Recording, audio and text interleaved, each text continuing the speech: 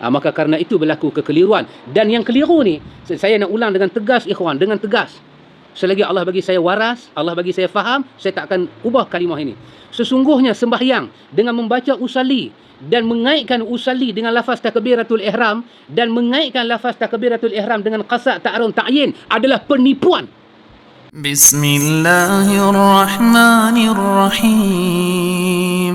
An-Nawawi dalam kitab dia Al-Azkar, Nawawi dalam kitab dia Al-Azkar kata, mengucap Allahu Akbar tidak ada harakat.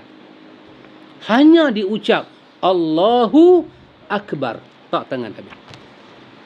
Dalam hadis pula, boleh angkat tangan dulu, letak di dada, baru kata Allahu Akbar. Boleh.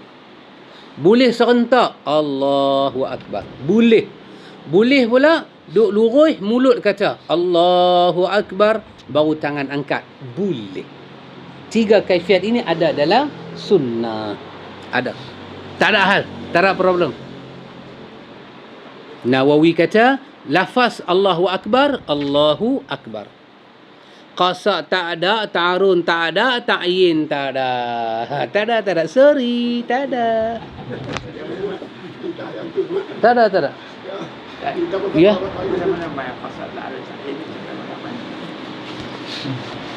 Mungkin daripada kita sebut tadi, kepastian daripada mana itu tak dapat dipastikan. Orang macam saya tak dapat memastikan.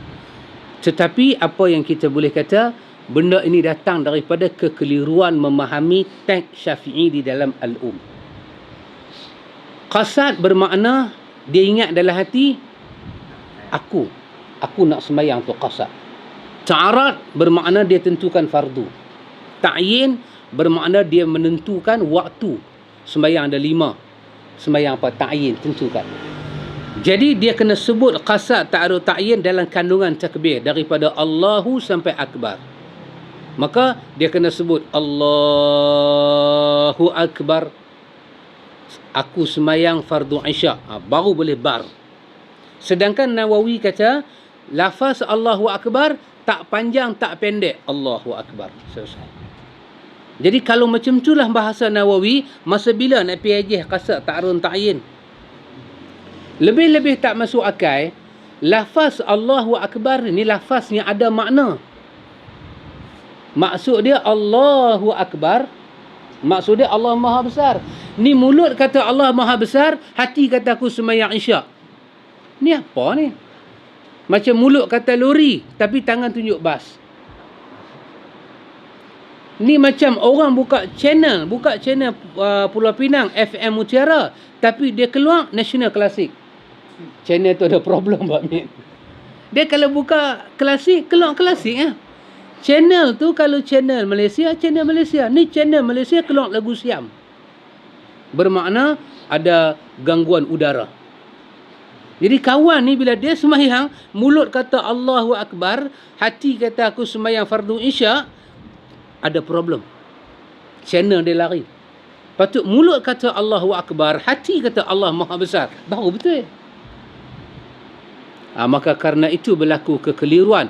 Dan yang keliru ni, saya nak ulang dengan tegas ikhwan, dengan tegas. Selagi Allah bagi saya waras, Allah bagi saya faham, saya tak akan ubah kalimah ini.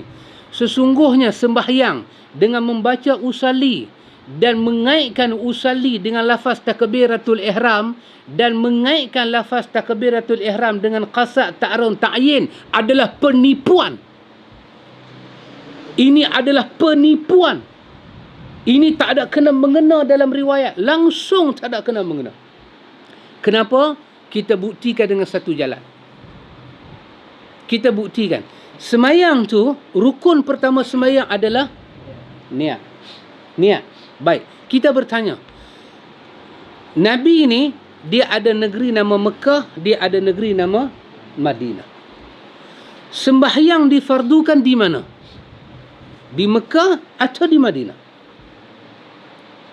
Kebanyakan ulama kita kata sembahyang setahun sebelum hijrah. Artinya kewajipan sembahyang berlaku di Mekah. Baik, kita bertanya. Ulama susun rukun sembahyang yang pertama adalah niat. Betul? Kita tanya, kita buka semua buku yang kita mampu. Setiap kali ulama cakap niat, kita tanya pada ulama, mana dalil niat sembahyang? Semua kitab Pak Amir, dia bawa 2 dalil saja. Dalil yang pertama, innamal a'malu binniyat. Dalil yang kedua, wama umiru illa liya'budullaha mukhlishina lahuddin. Ini surah Lam Yakunin. Surah Lam Yakunin. Bila kata satu benda buat kena ada niat, inilah dalil dia. Dalil innamal a'malu binniyat, setiap amal kena ada niat, dan aku tidak perintahkan kamu beribadat melainkan aku minta kamu ikhlas. Satu ayat Quran, ayat 5 surah Lam Yakunin, dan satu hadis Bukhari Muslim daripada Umar Al-Khattab, innamal a'malu binniyat. Dicentum satu ayat dengan satu hadis. Inilah dalil semua ibadat kena ada niat. Secara ilmu kita tanya, sembahyang difardukan di Mekah. Lam yakunil ladzina kafaru turun di mana? Dia adalah ayat Madaniyah, bukan ayat Makki. Innamal a'malu binniyat. Hadis ni keluar setelah hijrah. Bermakna ketika sembahyang difardukan di Mekah, hadis ni tak ada lagi, ayat ni tak ada lagi. Habis macam mana jadi dia sebagai dalilnya? Sedangkan dia tak wujud lagi. Macam mana? Bermakna ketika sahabat sembahyang di Mekah, tak ada riwayat cerita dan tak ada ayat cerita. Kenapa?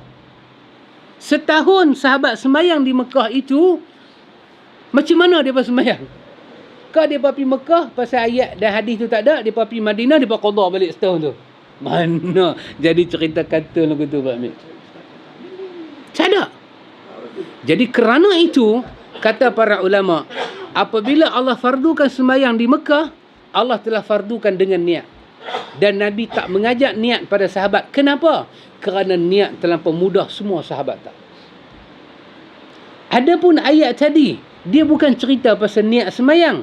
Dia nak cerita kata tentang hijrah Nabi, yang ulama itu mengambil dalil secara umum.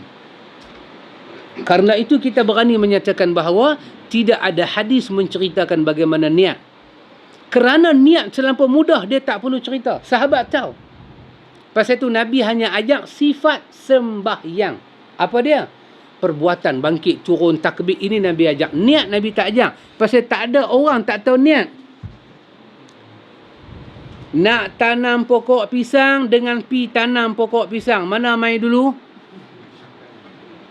Ingat nak tanam dengan pi tanam. Tentulah ingat dulu. Ni ingat tak tahu pi tanam. Ni saya. Dia ni mesti terlepas keluar dari kapal terbang tu ni. Ada masalah dia ni, ada masalah. Dia automatically ingat kemahuan dengan pi buat. Kemahuan mai dulu baru buat. Bila dah ada kemahuan, pi lah buat. Pasal itu dikatakan niat apa dia? Bila kita nak sembahyang, kita ingat, ya Allah, aku nak sembahyang ni, aku nak dekat diri pada hang. Yang itulah niat. Bukan nawaitu usalli fard. Usalli tu tak ada kena-mengena dengan sembahyang. Bahkan dia satu kerja, saya kata lagi sekali, satu kerja yang ditipu. Dan ini satu bid'ah yang besar. Dan saya terbaca dalam Talbisul Iblis, ada ulama-ulama salaf, dia bila tengok orang sembahyang pakai usalli ni Pak Long, dia ludah tu.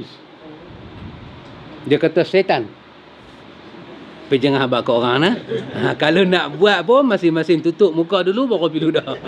Supaya orang tak cam.